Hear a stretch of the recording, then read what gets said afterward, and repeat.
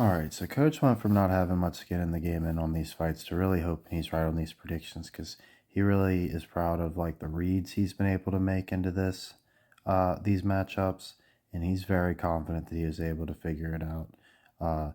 Now, sometimes when doing this, you start to see a lot of coding in a row, and you're just like, well, maybe that's just like because I'm looking for those numbers, right? But then you just get those where it's just like so many right in a row, and it's like right where you would want it to be. It's just like, okay, yeah, never mind. Forget all that. We're definitely right. Okay, so this is one of those. Now, Coach wants you to understand like how deep he could get into the psychological and emotional aspects of these fights. So I want to explain to you like basically the romance of this matchup, why it's such a beautiful matchup, why they've been made for each other, all that sort of stuff. I don't know a lot about Paul, of course, but I can kind of get a read there. He's not, it doesn't seem that like complex of a character, right? So basically, Paul always just wanted attention, right? Like he just wanted to be validated, just be somebody. He didn't really care what, right? So, uh, Tyson beats the fight out of him. Obviously, he goes on and he figures out like his true identity, right? Like he starts being like a better person. He probably joins the WWE, tag teams up with his brother, right? They just start having fun, right? He doesn't have to do this dumb shit anymore and be hated by everybody. He can just start being somebody that people like and join people that are more his crowd, which he was always made for WWE, right? They both were. Now, on Tyson's end, um, Tyson had a chip on his shoulder his whole life. He just wanted to be the baddest MFer in the world, right? So he just wants to just crush everybody. And at some point along the way, he lost that. And most would argue that it's when he lost his trainer, right? So, interestingly enough, in case you didn't know, that's what happened to Rocky. Okay? And after Rocky lost his trainer, he had to turn to someone he had fought in Apollo Creed to train him up, right? And restore his confidence.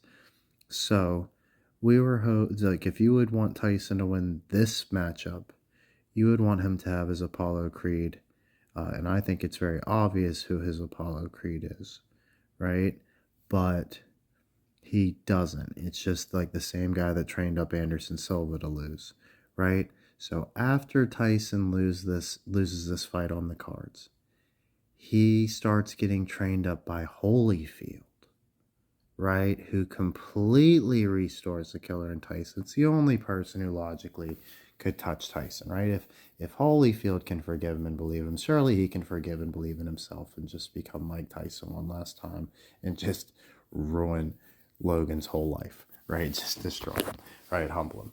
Now, as far as the connections, this was so much fun. I had to come on immediately. Okay, so first off, so they both die, right? So first time was an 86, right? So we love our 86 coding. That was for the award given for cuss, right? So they gave us that one. We appreciate it. As far as Constantine, I thought that was interesting. Okay, now I actually think Rocky's trainer is more interesting. You boys just wait. Okay, so Mickey Goldmill, age 76 is when he died. Gets better. Okay, boxing trainer of Rocky Marciano. What a coincidence, right? Okay, Goldmill. Okay, oh wait, and Goldman. Goldman trained Marciano. Okay, Goldmill trained Balboa. Okay, so yeah, just to let you know that that's what that was about. Love this. He was born. He tells Rocky that he's 76. Like in case you didn't do the math, like they straight up tell you in the movies to make sure you know it, so you know it's important, right? And then would have meant he was born in either 1898 or 1899. Okay, Coach Fanatics at home. Which one is it? We know it's 1898, the old 86 upside down. You're not fooling us, right? 1899. Now, you love that they threw the two sixes in there too. Just let you know, like, yeah, we like both. But yeah, it's the 1898. Let's keep it real. Now, as far as, let's see what else we got. I kind of jumped around. I wanted to save a lot of the meat for last, but I spoiled the whole, like, minutia of it, right? And like what's going to inspire this. But love that the match takes place on January 1st, 1976. Thank God it wasn't one day sooner, right? That would make Coach look crazy. So yeah, we know what that's about now. And then just to let you know, in case you're doubting it, the actor who played him died in 97, right? Flip that upside down. There's your 76. We love it. Alrighty, so appreciate you. I can't believe I keep forgetting to mention so like, of course, Tommy Morrison is in Rocky 5, but I think wasn't his name Tommy Fury? Isn't that Tyson Fury's brother that beat Paul? Right, so there's a Tommy and Tommy connection. And of course, Tommy's brother is Tyson Fury, Mike Tyson, right? You get it. All right, boys. Well, I'm feeling real good. Coach's very proud of what we got here. Okay, so Charley Goldman, he was the trainer of Rocky Marciano, right? Marciano went like 50-0 or something like that. He was, and check that out. Grew up in the Red Hook section of Brooklyn. Now, hooks are definitely on the list. Think Sandy, right? Think Hendon. Okay, so those have been very high on the list. Certainly not a coincidence. Same with Canes. All right, so just throwing that one out there. Let's move on. Okay, so losing 6, lots of normal type stuff. 60 times. You fought a dude 60 times. Come on. Alrighty. Let's see. What else we got? We got really good stuff. Okay. I can't believe Daily Mail beat me to the scoop, because I totally was going to crack this, but they just gave it to you. I can't believe they put it this black and white. So I told you Holyfield is going to take over as trainer, right? And like, I literally had to figure all that sort of stuff on my own. I didn't get this last headline and then, figure those pieces out there. I literally had to think it in order. And it's the very last thing I saw, like after I had just recorded everything else. Okay, I'm just putting it at the beginning. But actually, no, I'm going to have to put it in the end now because of this.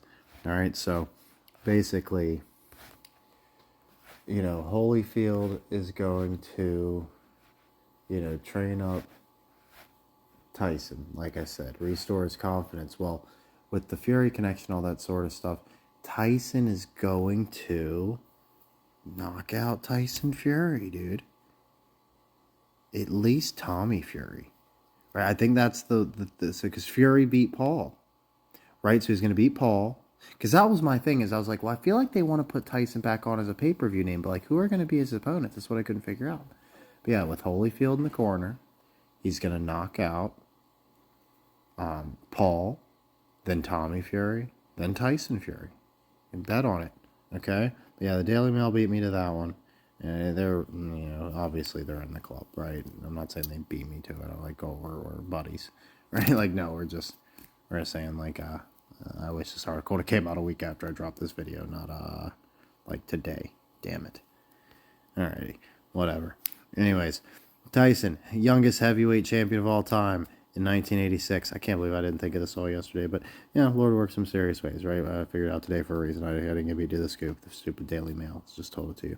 Okay, so the 86 thing, 97 is when he bit off the ear. 76 Cody again. You gotta love it, right? Okay, so that's what it's all about. Of course, they had to mention it.